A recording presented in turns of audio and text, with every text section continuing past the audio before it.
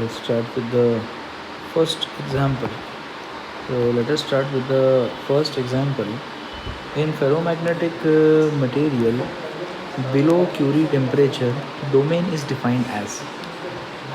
So basically, in a ferromagnetic material, domain is the region in which the dipole moments of all atomic magnets are aligned in the same direction, and then that dipole moment will get added in magnitude.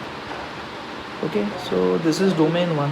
This is the domain again in which the vector addition of all the domains comes out to be in this direction.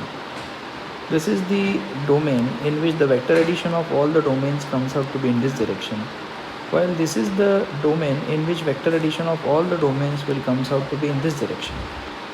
So basically these four regions which I have shown, 1, 2, 3, 4, these are all domains.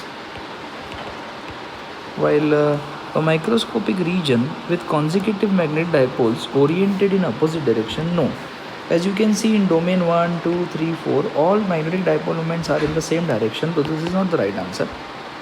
A microscopic region with randomly oriented magnetic dipoles, no, this is also not correct, because in a domain all dipole moments have same direction. A microscopic region with zero magnetization, this is also not correct, because a domain have net magnetic dipole moment which is non-zero.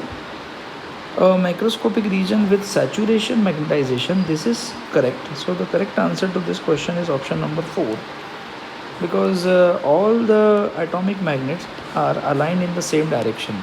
Even in the presence of external magnetic field, there will not be any flipping, and hence the correct answer to this question will be option number 4. Thank you.